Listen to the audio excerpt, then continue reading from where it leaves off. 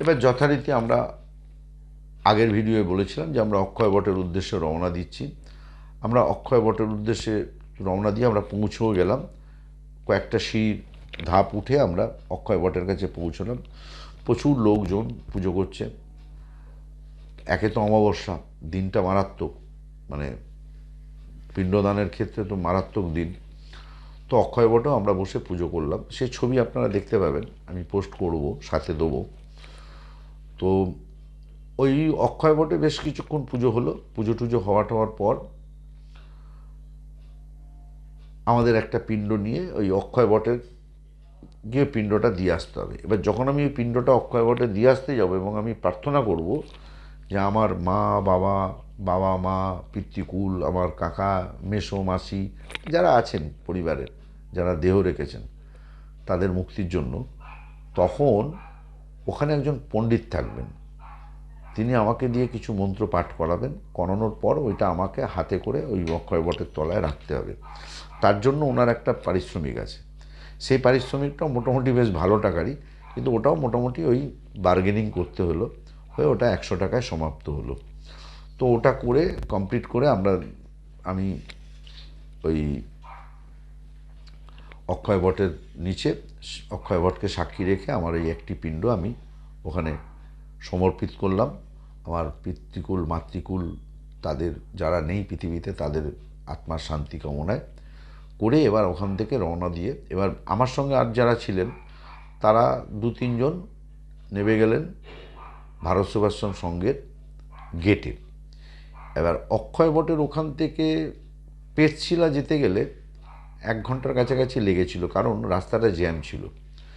এবার যাদের বাড়ির কেউ অপঘাতে মৃত্যু হয়েছে তাদেরকে পেটশিলায় যেতে হবে। অক্ষয় বটটা কমপ্লিট, অক্ষয় বটের ওখানে পিণ্ড দেওয়ার পর এসে গাড়িতে করে যেতে হবে পেটশিলায়।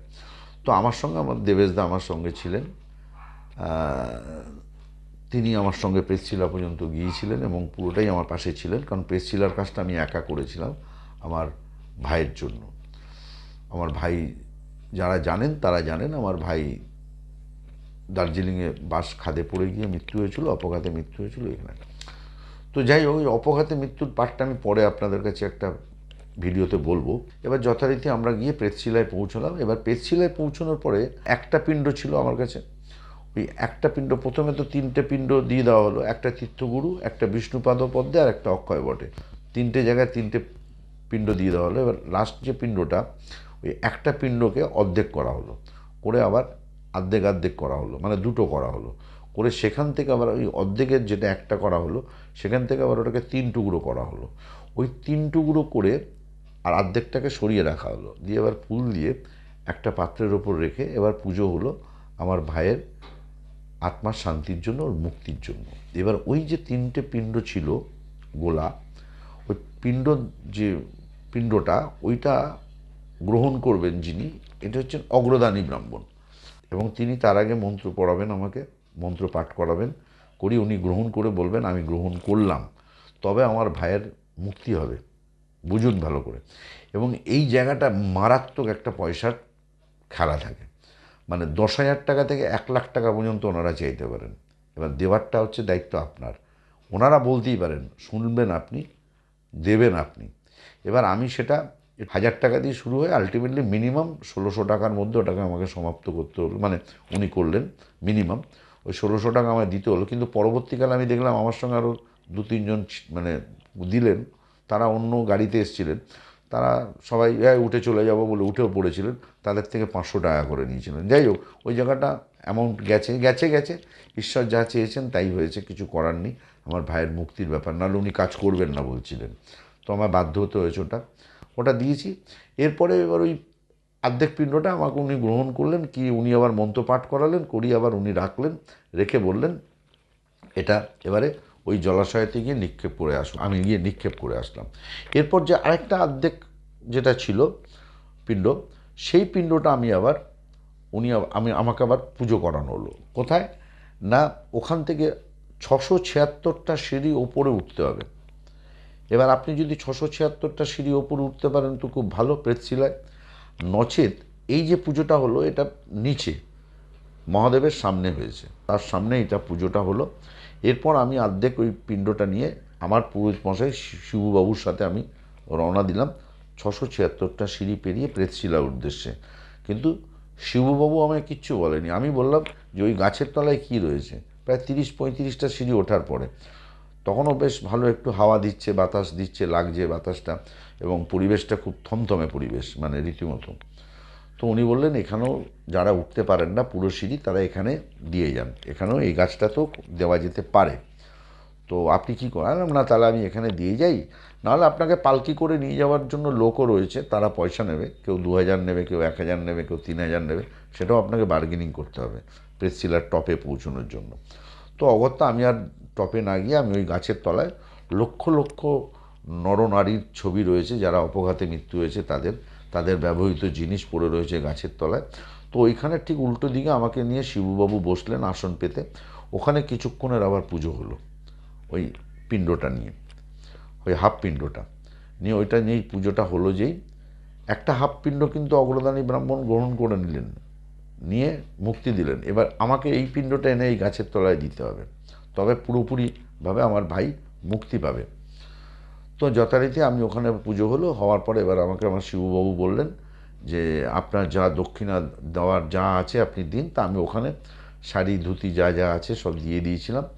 দেওয়ার পরে আমি মানে মূল্যটা আমি আশ্রমে দিয়েছিলাম, এবং আমি তারপরে ওই পিণ্ডটা নিয়ে এবার উল্টো দিকের গাছে যখন আমি রাখতে যাব তলায়, সেই সময় একজন পণ্ডিত ওখানে রয়েছেন।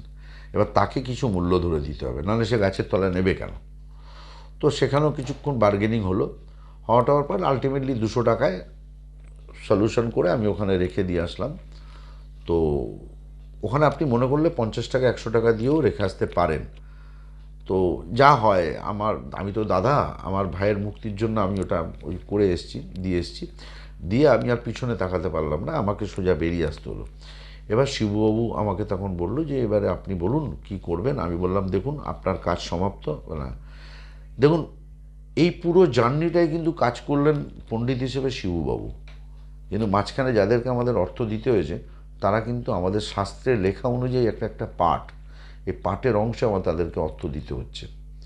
তো আমি স্বেচ্ছায় শিববাবুকে আমার মতো আমি 1500 টাকা মূল্য বাবদ দিয়েছিলাম, কারণ ওনার ওই পরিশ্রম, ওই খাটনি, ওই মন্ত্র উচ্চারণ, এবং আমাদের সঙ্গে অটোয় যাওয়া, আমাদের সঙ্গে অটোয় ফেরা, মাঝে 1 কাপ চা উনি খেয়েছিলেন।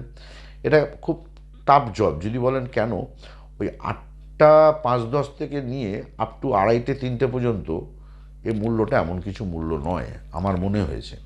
তো আমি দিয়েছি, উনি তাতেই সন্তুষ্ট হয়েছেন, এবং সন্তুষ্ট হয়ে ওনার নাম্বারও দিয়েছেন। যদি কোনো পরিবারের কেউ যেতে চান আপনারা বলবেন, আমি নিশ্চয়ই ওই শিবুবাবুর নাম্বার দিয়ে দেবো। অসম্ভব ভালো মানুষ, খুব ভালো ব্রাহ্মণ, উচ্চারণ স্পষ্ট, কোনো ফাঁকিবাজির কারবার নেই। খুব সুন্দর করে উনি আপনাদেরকে আপনারা যারা শুনছেন সবার জন্য নয়, যাদের পিতৃকুল মাতৃকুল দুজনই চলে গেছেন তাদের উদ্দেশ্যেই মূলত বলা এই কথাগুলো। যাদের বাবা মা আছেন তাদের শোনার প্রয়োজন নেই এই ভিডিওগুলো, তাই যাদের নেই, যারা দিতে যাবেন তাদের উদ্দেশ্যে বলা। আপনারা বলবেন, সেই ঠাকুরমশাইয়ের নাম্বার অবশ্যই আমরা আপনাদের কাছে দিয়ে দেবো। আর গয়াতে গেলে সকালবেলায় পৌঁছলেন ভোরবেলা 5টার সময়, আর বিকেল 4টের ট্রেন ধরে আসবেন সেই চিন্তা নিয়ে যাবেন না, একটু হাতে সময় নিয়ে যাবেন। সকালে পৌঁছন 4টে-5টার সময়, লাইনে দাঁড়িয়ে টিকিট করুন। ফেরার টিকিটটা রাত্রির 11টার পর করুন, বা 12টায় করুন, রাতে করুন 11টায়, তাও ঠিক আছে। অন্তত বাবা মায়ের জন্য যাচ্ছেন তো, তার পুজোটা অন্তত একটু ভালো করে করুন। আমরা আর একদিন ছিলাম, রাতে থেকেছি, থেকে পরের দিন আমরা সীতাকুণ্ড দর্শন করেছিলাম আর বুদ্ধগয়া দর্শন করেছিলাম। কেন সীতাকুণ্ড দর্শন করেছিলাম? সীতাকুণ্ড দর্শন করেছিলাম, দশরথ সীতাকে বলেছিল যে তুমি আমাকে মুক্তির জন্য তুমি আমার পিণ্ড দাও, এবং সীতা সাক্ষী রেখেছিলেন, 5 জনকে সাক্ষী রেখেছিলেন। সীতাকুণ্ডটা একটা দেখার বিষয় আছে, ফল্গু নদীর ওপারে। আমি সে জলও মাথায় ছিটিয়ে এসেছি, এবং সীতাকুণ্ডও দর্শন করে এসেছি। এবং আর বিষ্ণুপাদ মন্দির তো আপনারা এমনি দর্শন করতে পারবেন, আর বুদ্ধগয়াটা দর্শন করবেন, অসাধারণ জায়গা। 26টা দেশের লোক ওখানে সাধনা করছে, অবাক হয়ে যাবেন কি কষ্ট করে তারা সাধনা করছেন বুদ্ধগয়াতে। না দেখলে বিশ্বাস করা যাবে না। সবাই ভালো থাকুন, সুস্থ থাকুন, সুন্দর থাকুন। যদি আমার এই ভিডিওটা ভালো লাগে, যা কমেন্ট করার আপনারা কমেন্ট